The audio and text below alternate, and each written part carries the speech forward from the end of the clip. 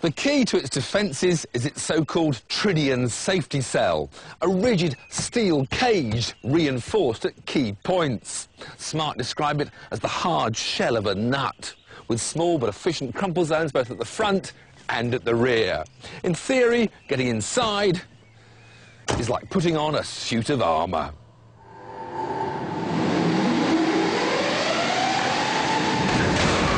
Even when it hits something more than twice as heavy, the bit where you sit is remarkably unaffected. There may not be a long, crumpled zone, but look how the Smart's windscreen remains intact. This is testimony to the rigidity of the passenger cell.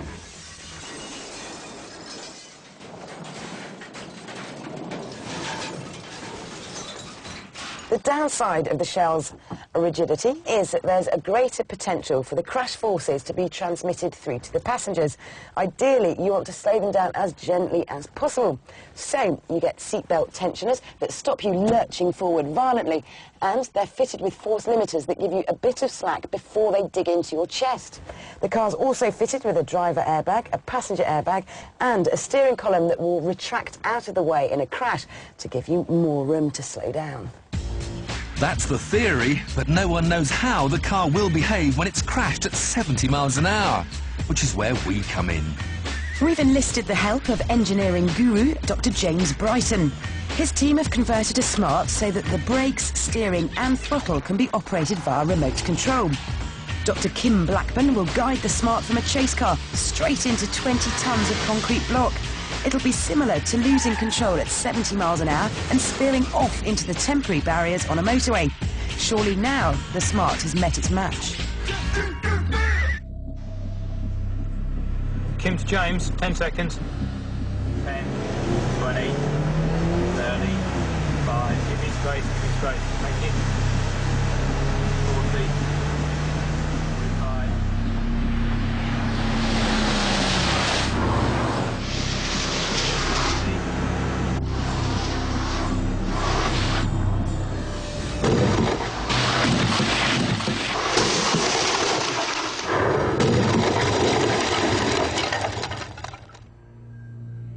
From 70 miles an hour to naught in 1 second. Energy that it moved 20 tonnes of concrete, leapt into the air and rebounded to the side of the road. We didn't know what we'd find when we reached the wreckage.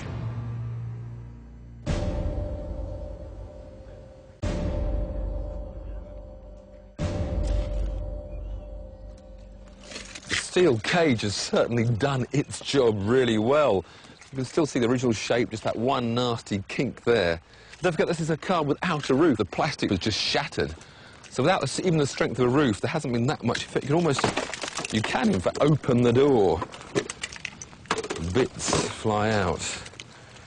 And it's only really when you come around the front you do see that massive impact. Around the other side though, it still looks remarkably like a Smart car. You can see the full shape of the door. Indeed, the door not only opens normally, it closes again. So that does show how well that cage has worked on this impact. We were staggered at how well the Smart seemed to have stood up to our high-speed collision, but couldn't help wondering how a conventional small car would have performed in a similar test. So we found out. Another remote-controlled 3-star NCAP car, 70 miles an hour into concrete blocks.